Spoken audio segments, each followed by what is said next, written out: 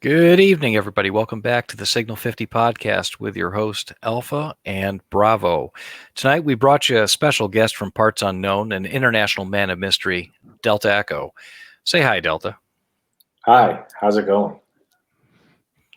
We're doing great. Hey, I'm Bravo, and we're doing great too, right? There, Alpha? Oh, we're just ducky. Just ducky. It's a Sunday evening, and everybody's got to go do a day job tomorrow, so fantastic, right? Exactly. See, we get a show out there, stuff to talk about, and look at the week oncoming. See what we can talk about this tonight to see, what's going on. Well, absolutely. We'll talk a little bit about opinion a little later on in the show, see what might be happening this week. Should be an interesting week in politics and in the world. Mm-hmm. So, right up front, off the top of the show, we like to go ahead and give you, the bottom line up front. What we'll talk about in this episode of the Signal 50 podcast. Everybody might have been watching the news over the weekend. There was a opposing rally in Denver, Colorado. Trump supporting Back the Blue individual was shot and killed at the rally. We'll talk a little bit about that. That's the bad news, right? Mm-hmm. And somebody lost their life out there. Pretty sad, actually very sad. So on a brighter note, the president's back. He's back. And he's better. He's back, and he's feeling good, and he's feisty, and he's pissed, and the Democrats are just pulling out all the stops to try to derail him and everything. So, and trying to stop that Trump train. It's coming down the tracks, and it ain't stopping. No, it's not stopping.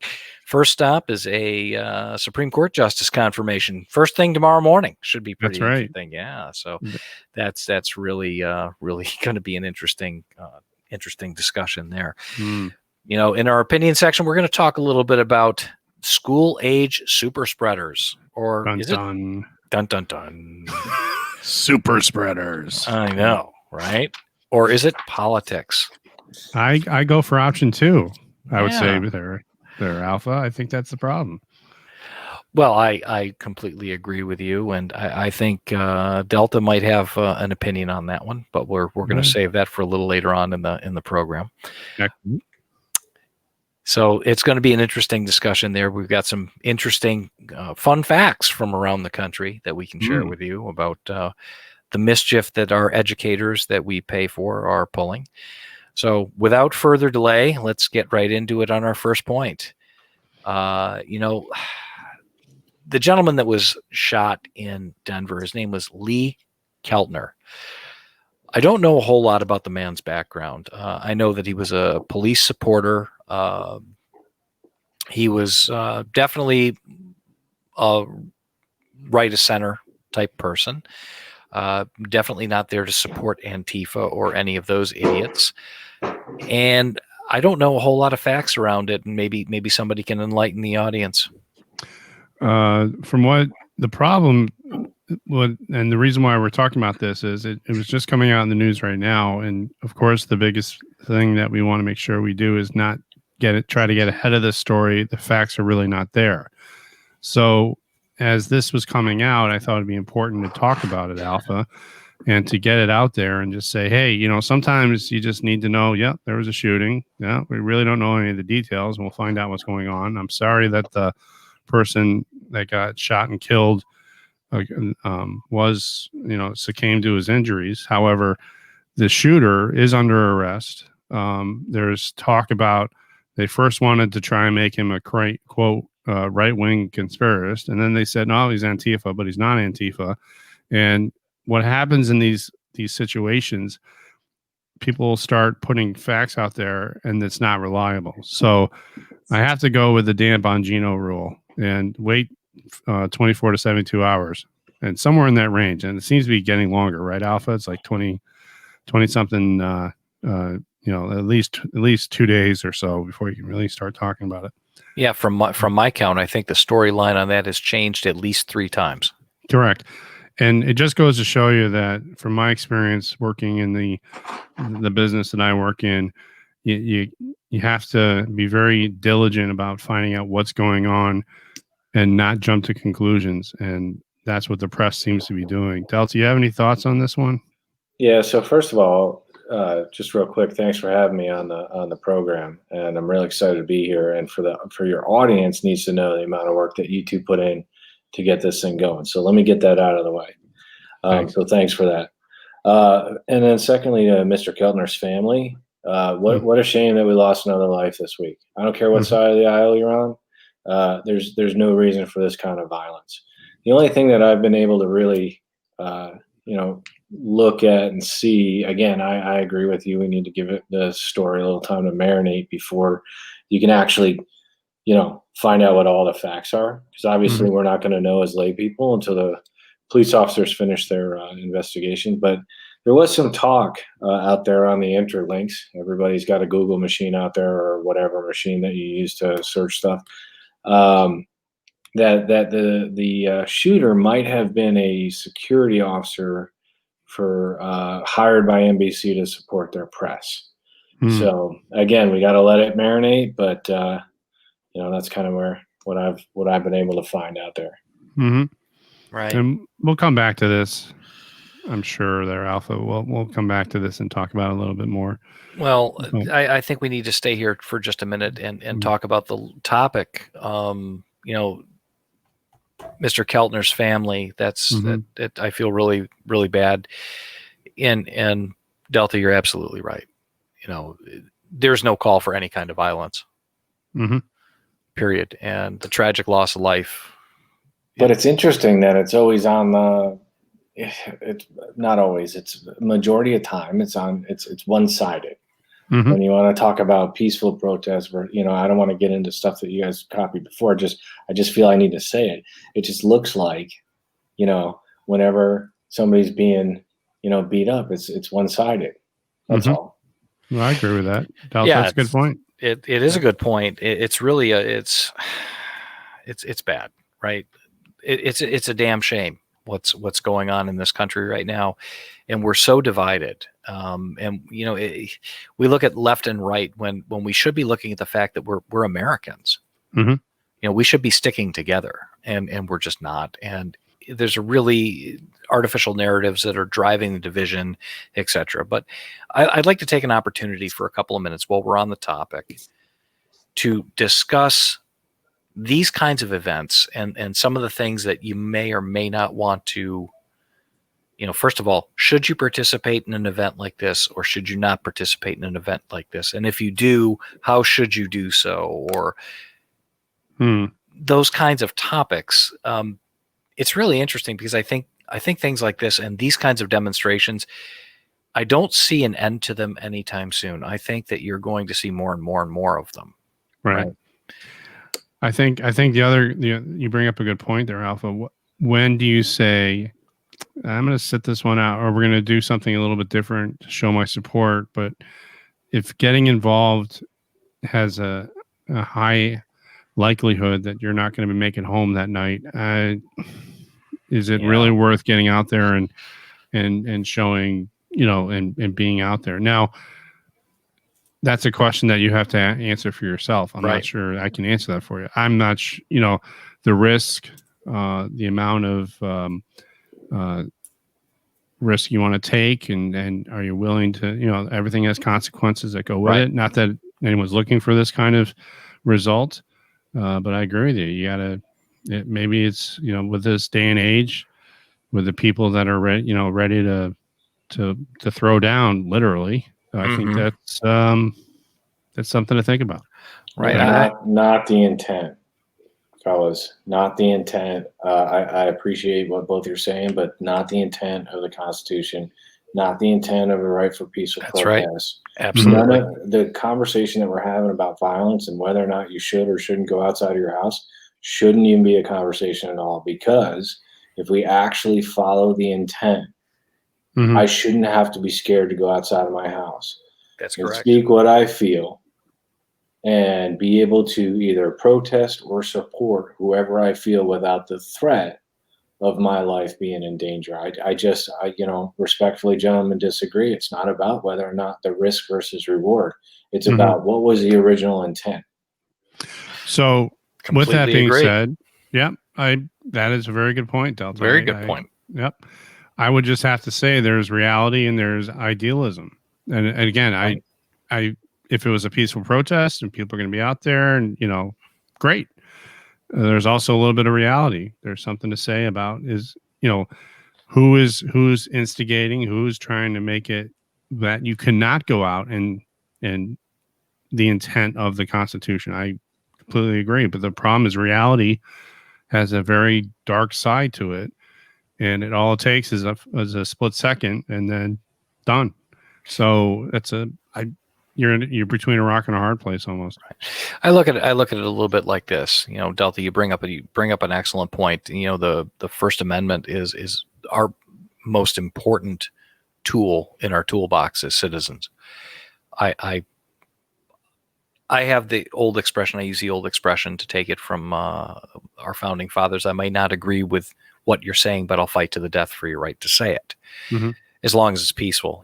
Peaceful protest is an assurance under the Constitution. I absolutely agree to you.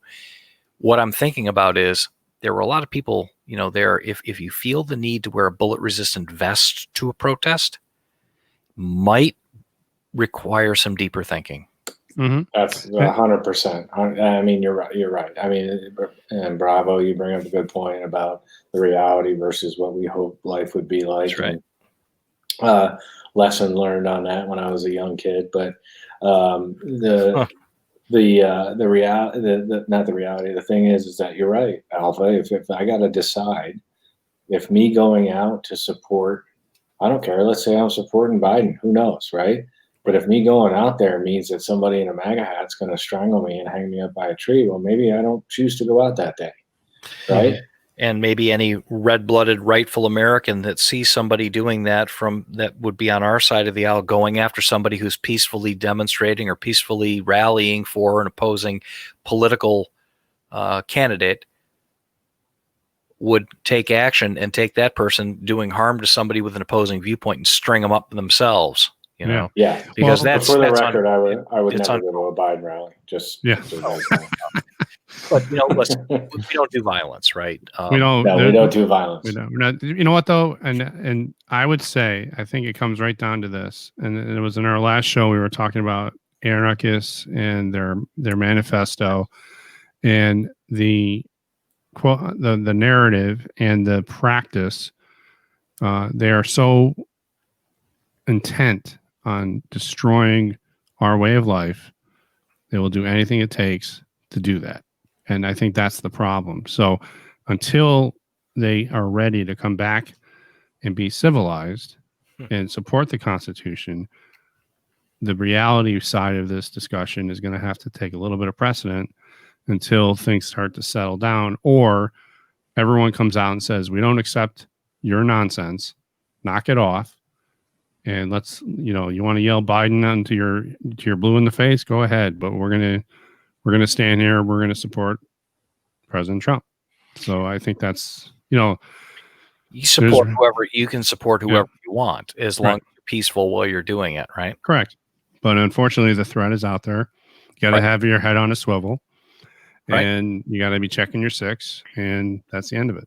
Well, that goes back to an expression that we like to use in some of the things that I do. It's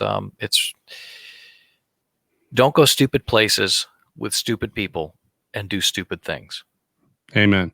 So, that's kind of a universal truism, right? So, situational awareness. If you're going to go to a rally like that, don't go there with any intent to do harm. First of all, I would disavow you in a heartbeat. If you're a conservative, you are not with us if that's what you're all about. I'm not saying don't defend yourself if something happens, but I don't go out there to start trouble. Number one. Right. Number two, be aware of your surroundings at all times and who's around you. And if things look hairy, they probably are, and it's time to go. Right. Don't stick around and risk your personal safety. Mm-hmm. There's no profit in getting hurt. You don't do anybody any good if you're injured. So, look, I mean, it's just things are out of control, and somebody needs to pump the brakes a little bit, right? Yep. So, I think we've beaten that one up a little bit, and the message is there. We don't do violence. Period. Full stop. End of story. Don't do violence. And Yep. if it looks like something's going to get violent, don't be part of the violence. Right. That's for other people. That's not for you.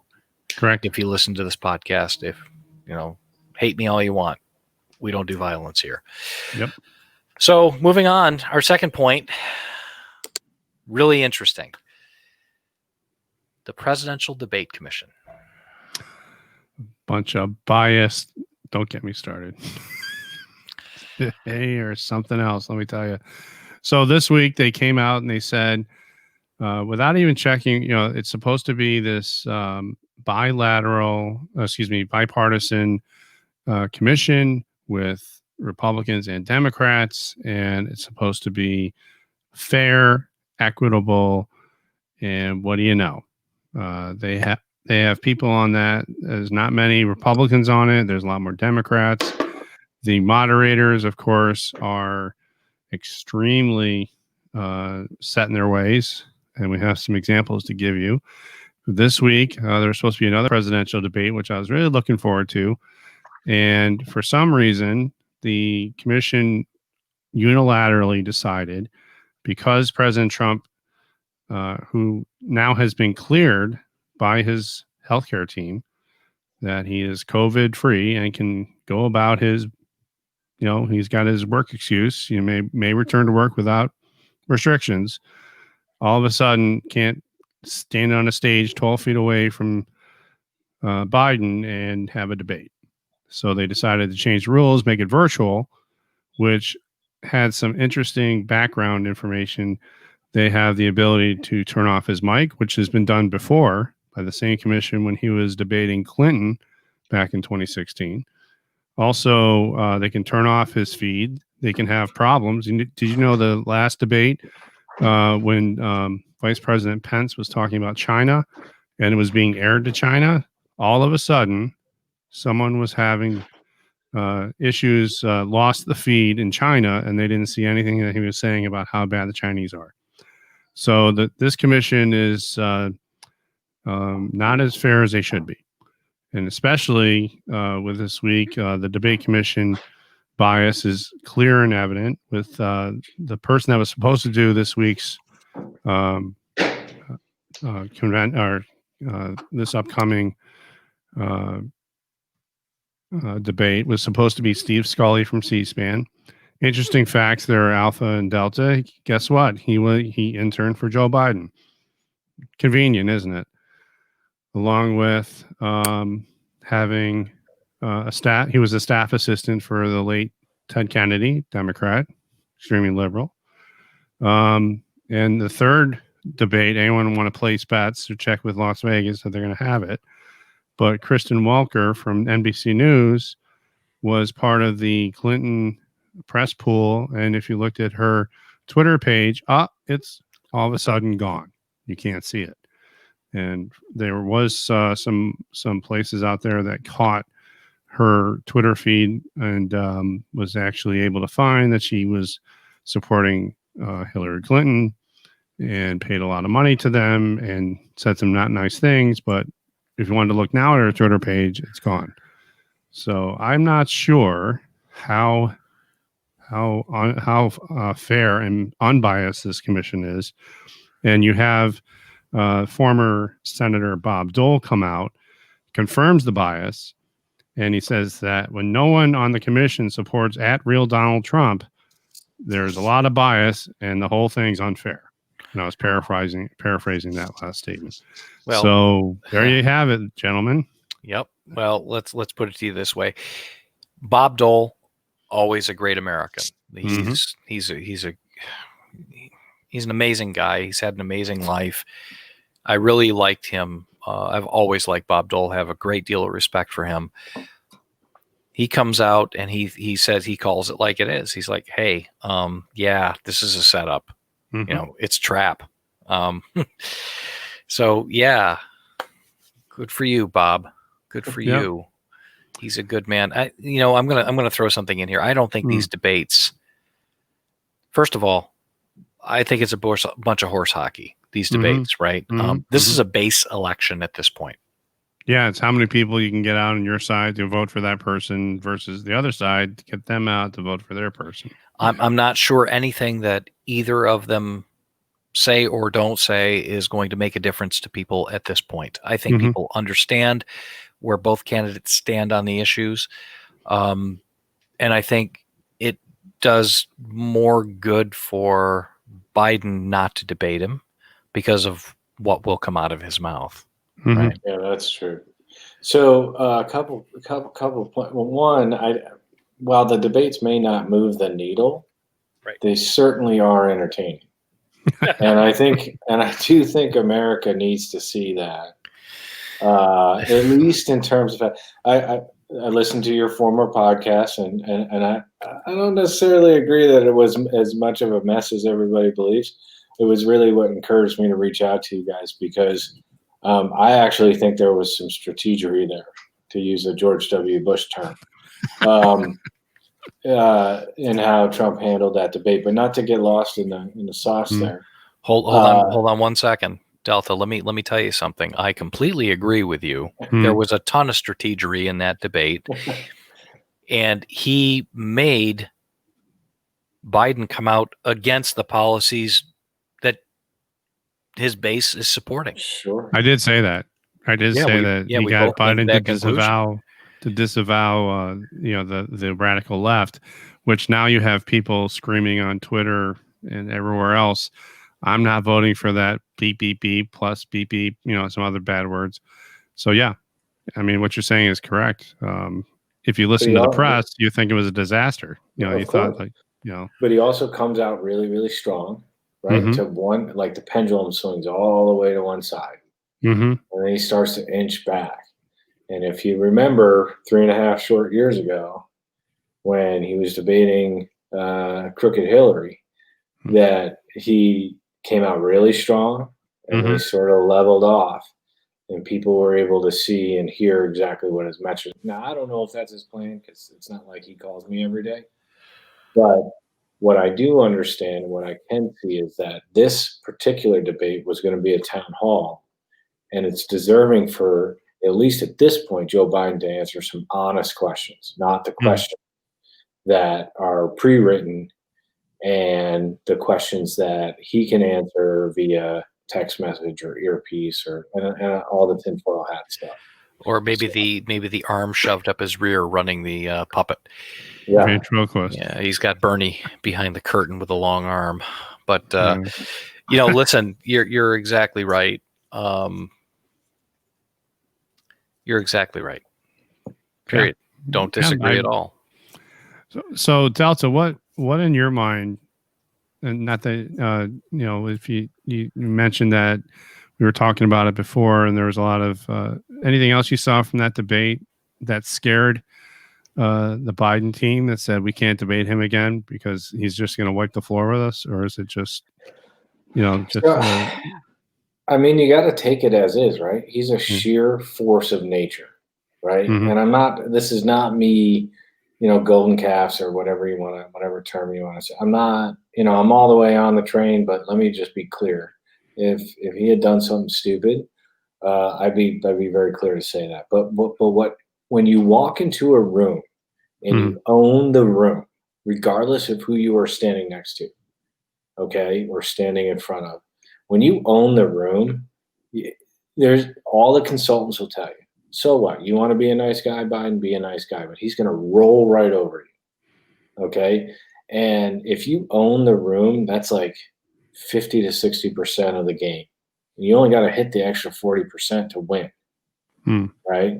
Being able to step inside, or anybody who's done sales, right, or anybody who's had to close somebody, or anybody who's had to do a briefing that had to convince a senior leader or something one way or the other, knows that if you step in that room and you show any little bit of shyness, you're going to get rolled. You're going to get rolled 100%. Well, this is, Delta, this is exactly what we talked about in one of the podcasts. I said, have you ever read Trump's book, The Art of the Deal? I have. You cannot upcharge. You can only back down, right? In a negotiation, you start at the top and then you work your way down. You can never work your way back up.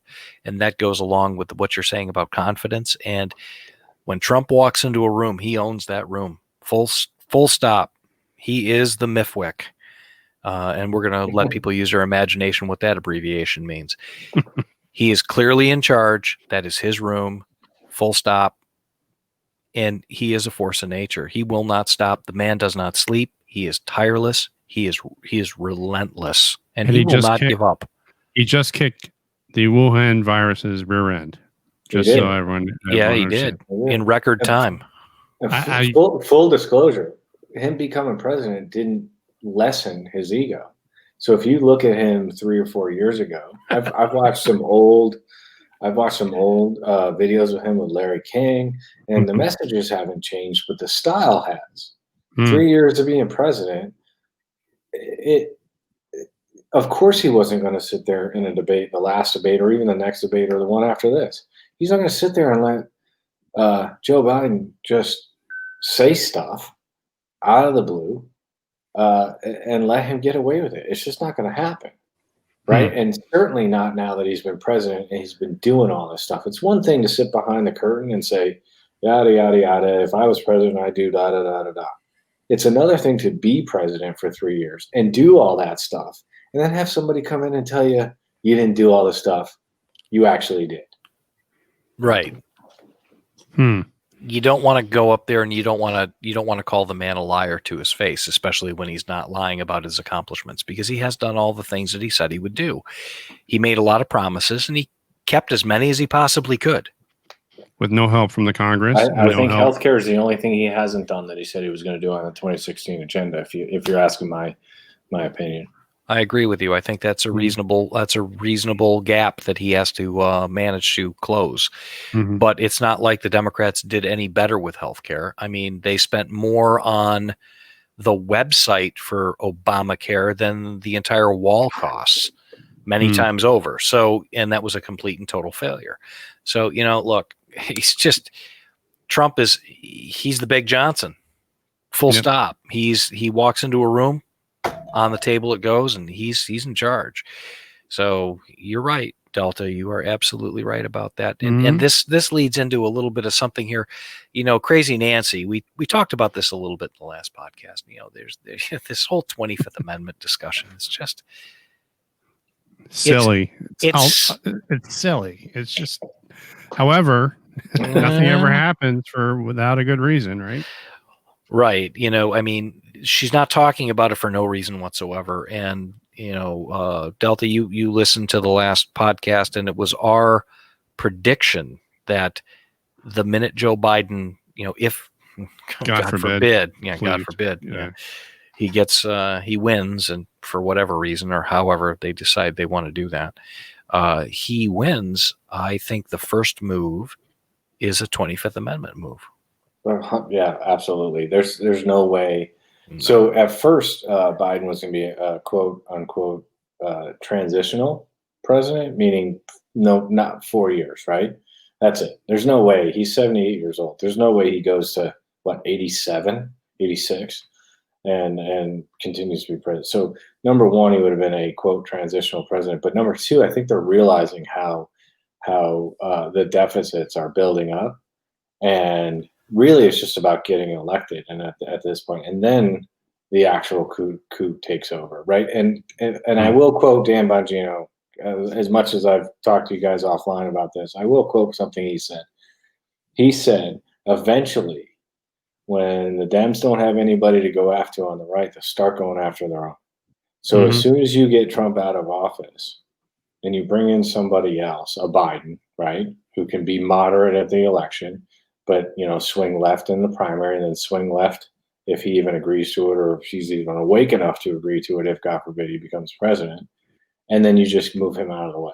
And then it's full steam ahead to a super progressive left agenda that basically destroys everything we know about this country, everything our warriors have fought for this country, and all the history. Right? And then it becomes some new randomized history that somebody thought up in some Starbucks somewhere while they were smoking weed and drinking coffee. Exactly. Exactly. And they're starting, So, you see it happening now, Delta. You see it happening now, changing the vocabulary, changing the meaning of words, changing history, erasing our history, pulling down monuments of our history, and trying to change what America is. And these people, they're doing it in the streets. Wait till they can do it in the walls of Congress. And in the White House. The only way, and why I think they're really scared of Trump, and they're even talking about this, is that they can't win. Their policies are losers. All of the progressive left's policies are losers. They cannot win in the populace or in a vote. They can't. They can only win in the judicial. Yep. And then that is 1 week away from going bye-bye for them too. And that's how they were doing it. And look at Mark Levin's book. Absolutely. It talks everything about those justices. They're like legislators from the bench, and they're all owing people things, and they're corrupt, and they just they they do what they're told, and they make decisions that I wouldn't make, and I'm not a justice. So it just doesn't make any sense to me. Exactly. They can't win. They can't win in the vote. They can't win. Their policies aren't popular. Well, I mean, sell an idea. Go ahead. Try to sell me an idea. Sell me one of their ideas. That's the problem that they have. They've got all these, again, you've got folks that literally don't understand or never had a paycheck and don't know what it's like to pay taxes and support a family and this, that, and the other. And I'm telling you, you're going to get free college, and you're going to get free this, and you're going to get free that. And the none of it's true. I had a history teacher when I was in high school or middle school or one of those schools that was a decade ago or decades ago, that said, nothing's free. There's no such thing as a free lunch. And that kind of stuck with me because seriously, yeah, it might be free college, but it's going to cost all the working people their taxes, 50, 60, 70% tax rates on the middle class, not the upper class, the middle class, to pay for that kind of stuff. Well, you have to understand that, under Trump, the payroll taxes right now are like 22% for employers. And under Biden, they're going to be about 57 to 58%. Oh, yeah. Yeah. For corporate. Yeah, right. You got to put corporate tax rates. Absolutely. You have to put this in the context of business in the world I come from. It's your overhead, right? All of these state colleges and universities, they run on tuition money, right? They pay and federal sponsorship. And federal help, yes, absolutely. But for the most part, a lot of the bills are paid through tuition in the state colleges and university system. Oh, it's going to be free. No, it's not going to be free, because you take away somebody having to pay tuition, somebody has to pay the professors. It's not free. Right. You can't maintain the campuses for free. You can't pay the janitors for free. You can't pay the clerical staff. The clerical staff doesn't work for free. The professors certainly don't work for free. So everybody pays, everybody owes. That's just the way the world works. Right. So, it's going to be there's a lot of interesting policies that the left has. And I can't tell you, it's like, the sign, the famous meme, change my mind, I can't. We can't change their mind, and they can't change our mind. So we're kind of deadlocked. And until somebody comes to some kind of reality, I think we're going to be at some kind of an unfortunate stalemate for a while. Yeah, I think not only is it a stalemate, but you're not going to, if you even try to have a sit down and try to come to some kind of, we said this in the last show. You get bashed over the head with a baseball bat. No way. They're not ready to talk. So, right.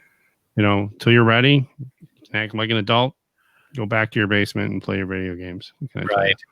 So at this point, I think, we're going to have to stand by. This is going to be a very interesting week, and all of the things are coming together and coming to a head. And a lot of interesting stuff is going to happen in the next in the next couple of weeks. This week especially is going to be really interesting. So we're going to have to move on. We're going to move on to the opinion section now, where we're going to get into the educational politics of coronavirus, right? Mm-hmm. And what's happening around areas throughout the country. I have a couple of really neat little anecdotes. I think Delta's got an interesting one that might take Bravo off of his chair or send him into apoplectic episode. Keep the epi and the atropine ready. It's going to be very interesting. I'm looking forward to it, sir. Yes, sir. Yes, sir. No, you're not. You won't. You may or may not be shocked. You may not like this. No, I won't. Not at all, sir. I'll just kick it off like this. Listen, I live in one of the in an area of the country with one of the larger school districts, a county municipal school district. They run 220 schools throughout the county. 220 schools. They've got a multi-billion-dollar budget. It's just disgusting. It's obscene how much money. They purport to be like this great school district. We're the best in the country, blah, blah, blah, blah, blah, all this other yada, yada that they're very pleased with themselves over because they're academics. Meanwhile, there's a $110 million school they built down the street from the house here that's sitting empty with the lights on all night long. So schools are out. They're doing distance learning. But it's really interesting. They've got the daycare centers for the students open in the schools that I get to pay for the unwed teenage mothers that I have to manage their lives for them. Oh yeah. But the kids that are trying to learn something, they're out of luck. And these parents, how do you go to work if you've got 3 or 4 kids that are school age children? How do you go back to work?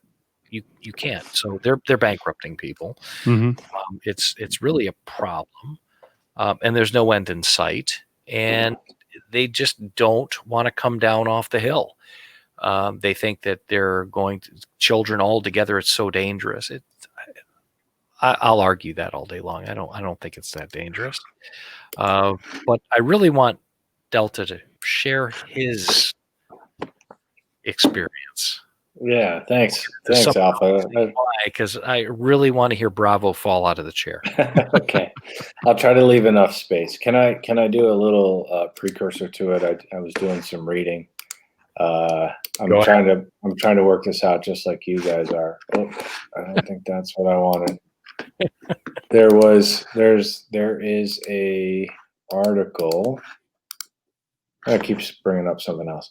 So there's an article that's in your research data that really talks about super spreaders and schools not being super spreaders. Okay, so I got some highlights for you. Oh, that's it right there. Thank you. So that's the name of the article, and what publication is that from again? Just from the Atlantic. Once more with feeling, so we can really get the gist of this here.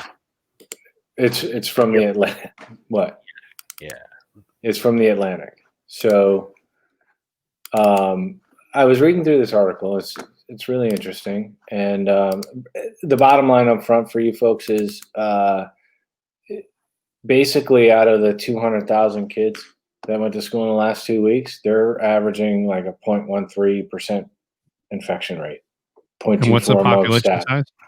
200,000. 200,000. And then there's another section of this that talks about Texas had over 1 million students go back to school, and out of the million that went back to school, only about 1,400. So it's worth your time to read the article.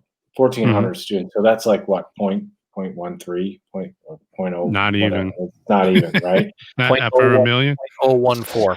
Yeah, out of 1 million. Yeah. Right, out of a million, 0.014. So it's ridiculous. So the whole notion that kids are super spreaders. Now, I will tell you from some of my experience in some of the states that I travel to, and I still do travel, and I work with nurses a lot, home nurses in general, they will tell me that, well, I work with home nursing and they were safe while everybody was locked down, but now the kids are coming home and they're saying hi to grandma and grandpa and now they're getting sick. So is that a possibility? Yes. I'm not saying there's zero infections. I'm just telling you, and I'm showing you the research. It's very, very little. That being said, there's a school system where I live, and this is where, bravo, you pay close attention because you'll appreciate this. The school system where I live, my children, I have school-age children. I'm going to go ahead and qualify for the audience here. I have school-age children. They're in third grade. And we were told back in March that they can no longer go to school. And then we're like, sweet, good summertime, and then they'll be able to go back to school in the fall. And then they said, nope, we're going to go ahead and issue them Chromebooks, and then they're going to do online schooling, which has been a complete disaster. Okay? My wife and I both work.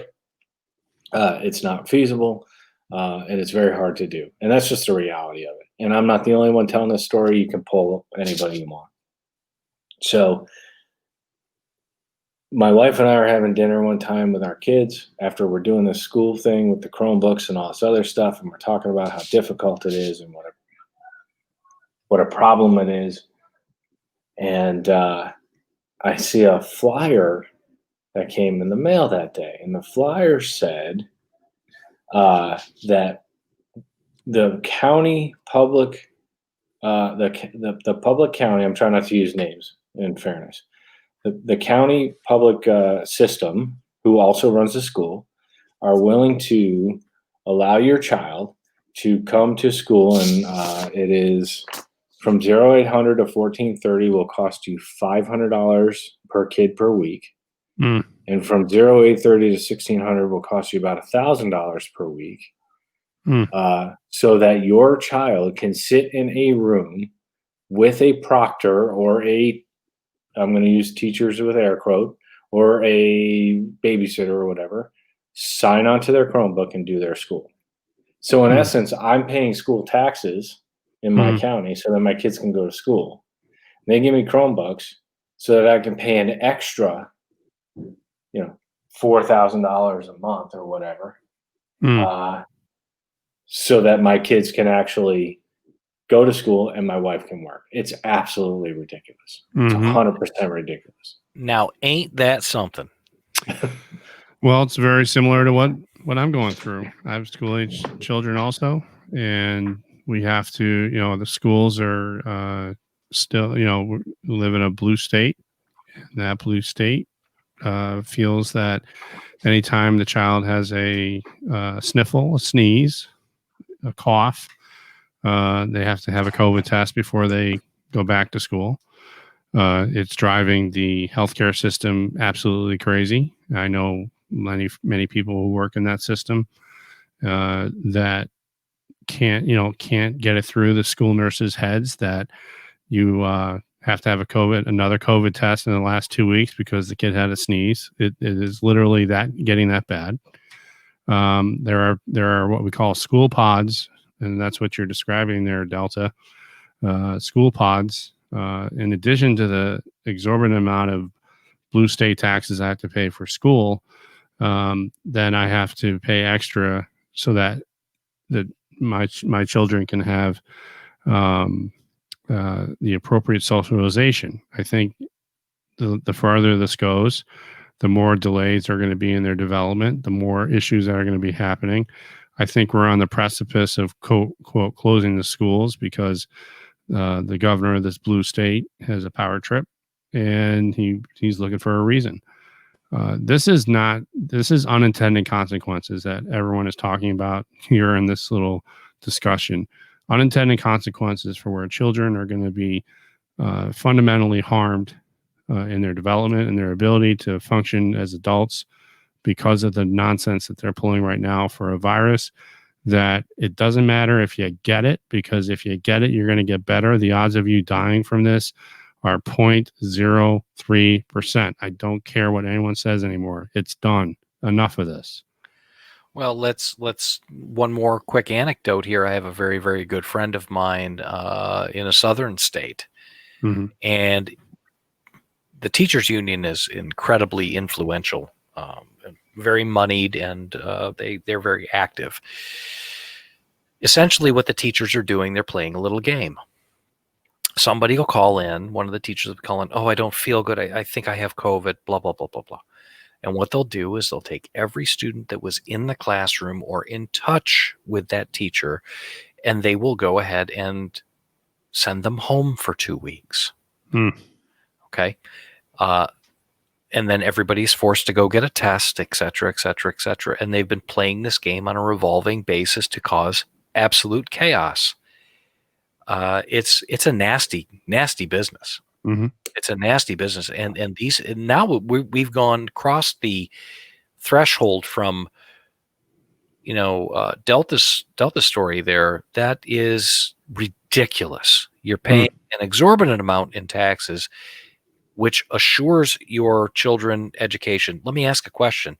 These teachers that aren't teaching, are they still being paid? Yes. Yeah. They're teaching online, right? So they're doing the online from their house. Yeah, they're day drinking. So it's one of the top schools in the country, top 5, I think. But I can tell you that my kids aren't getting the education that they were getting when they were in school, number one. Number two, the World Health Organization came out, it was either today or yesterday, and said that maybe lockdowns are a bad idea, not the way to approach the virus. This is the World Health Organization. They're in the bag for China. That's right? The first idea, the first good idea they've had since this whole coof pandemic started. Well, they're losing, right? We pulled our money. Yeah. Well, that too. Right? Yeah. So because China can't support them anymore. So just isn't it funny how everything always boils down to money, right? Right. I mean, it's 100. Come on, Alpha. It's all about the money. This is it's always been about the money. The teachers that teach these kids don't give a rat's canoe about teaching the kids. They care about how much money they're going to make in the end. I have. I can also qualify without saying anything that I have twins, right? So they've been in separate classes, and I can tell you amongst teachers, they don't get the same education. So depending on which class we decide to have them in, we have our own little ecosystem of like data gathering, because I have all of these little points that I can get from the kids and how they're being treated in their classrooms. And some do very well in some classes and some don't. If we put them in separate classes, if we put them together, then it's just a matter of the kid. Right. So it's crazy. It's nuts. The whole thing is just let me throw in something. Let Yeah. me throw something funny in there for everybody, okay? And this is going to be a little sick, and I know this person will never hear this, so I'm going to go ahead and say it. One of my neighbors is a teacher for a public school system. Shall remain nameless. She sits at her kitchen table and she does her Zoom classes, right? We can tell, and she's told us that she's teaching and she's whatever. She teaches her Zoom classes with a mask on at her kitchen table. Stop it. That's not even true. No, What? it's totally true.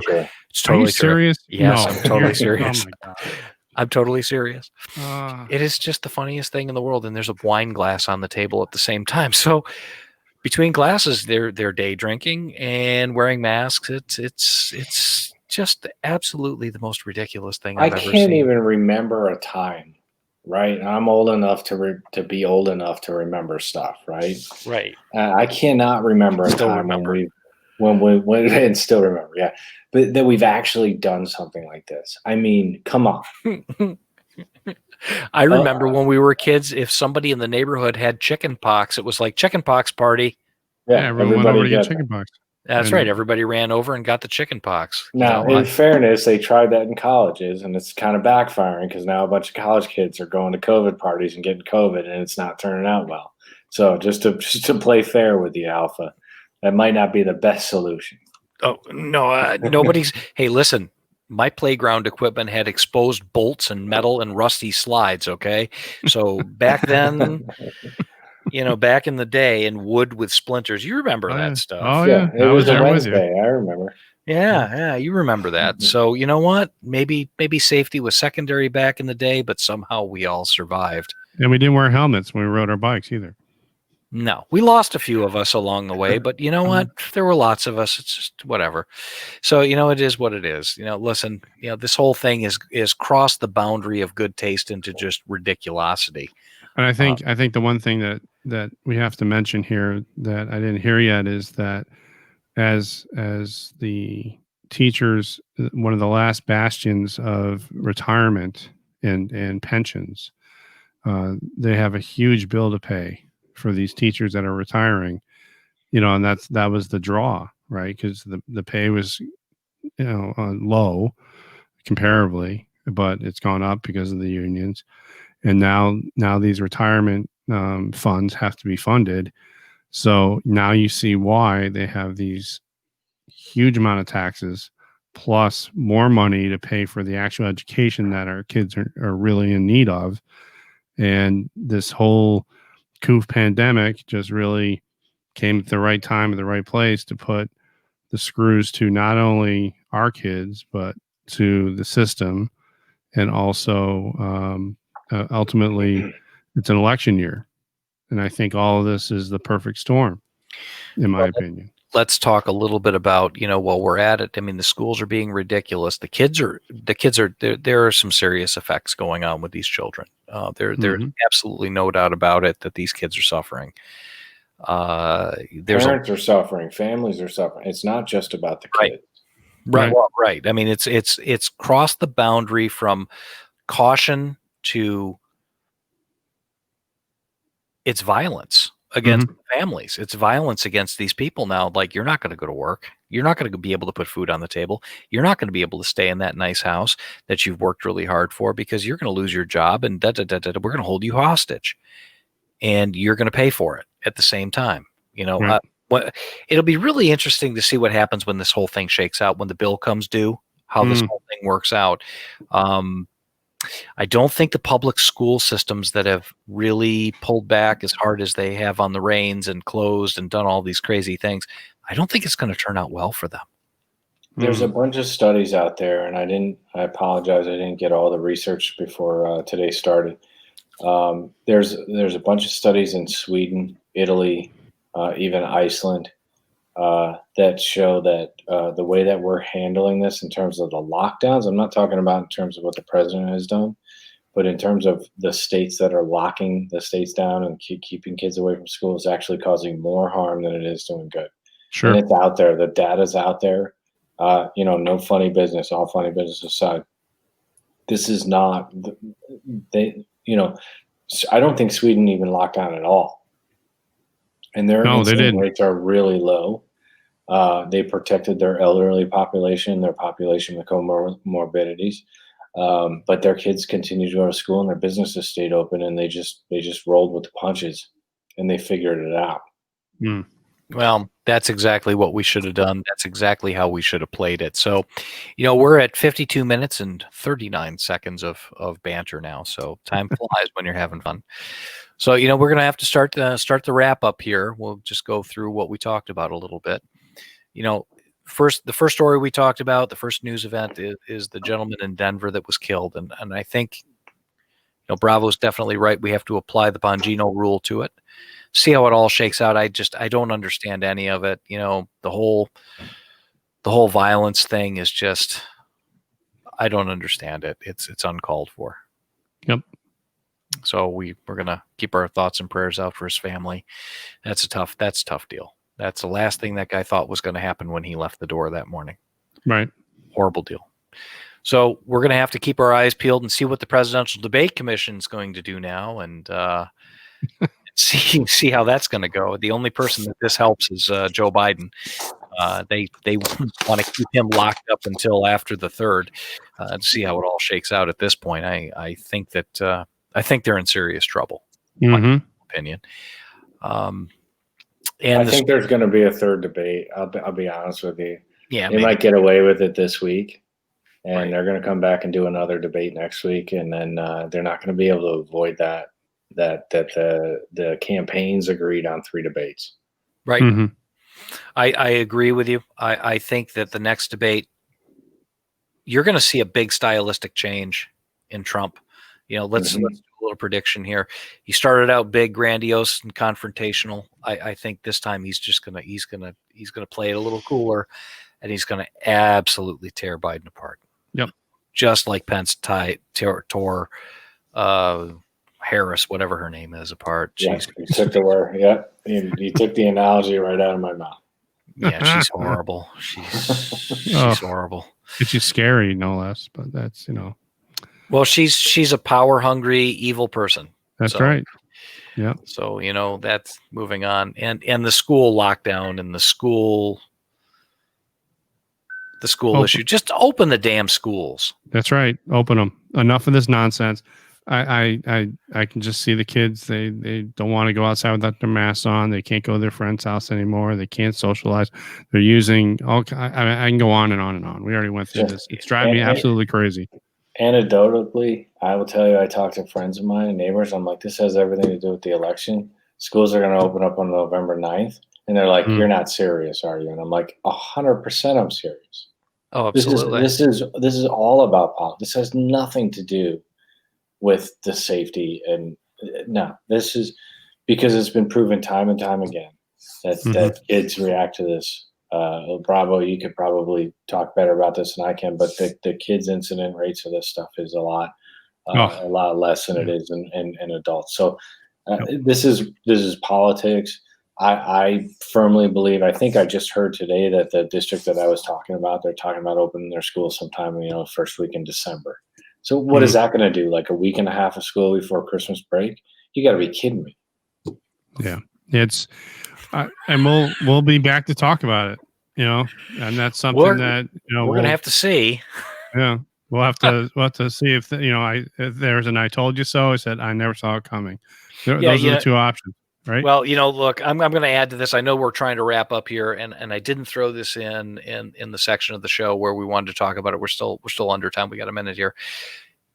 Our county commissioner here, they keep putting out messages, emailing, reopening X county, right? Mm-hmm. And before it was about, we're following the CDC and we hope everybody's safe. And, we're going to be giving away food and all this other crap. And now we've moved to make sure to request your mail-in ballot. That's reopening XXX county is, make sure to request your mail-in ballot. I live in a county of 1.1 million people. They've closed all but 40 of the polling places in the county. You tell me what this is all about. Yeah. Anyhow, open the damn school so the polling place is open. That's right. Yeah. And enough of that. We're moving on. We'd like to thank our affiliate, POF USA. POF-USA.com of Chandler, Arizona. They make the finest AR-15 style rifles anywhere in the world, anywhere from 22 long rifle to 7.62 by 5.1. The lightest, most feature-packed rifles, most accurate rifles I've ever used. Go ahead and give them a chance. Give them a try. Go to POF-USA.com, and hopefully sometime soon we'll be able to get you an affiliate discount on something there. Meanwhile, thanks very much for joining us. Make sure to catch us on Parler, on YouTube, Apple Podcasts, Google Podcasts, Podbean, Spotify, and definitely go to Signal 50 on the web at www.signal50.com. That being said, I'd like to thank our soldiers, sailors, and airmen for their service and protecting us 24/7, 365, our police, fire, and first responders, and most importantly, our police. We're going to really need them, and we're not going to try to defund them here. We're going to fully support them. Amen. Delta, thank you very much for joining us tonight, everybody. Have a glorious work week. Take it's care, been a everyone. lot of fun. Thank you, guys. Yeah, thanks for coming on. Have a great one.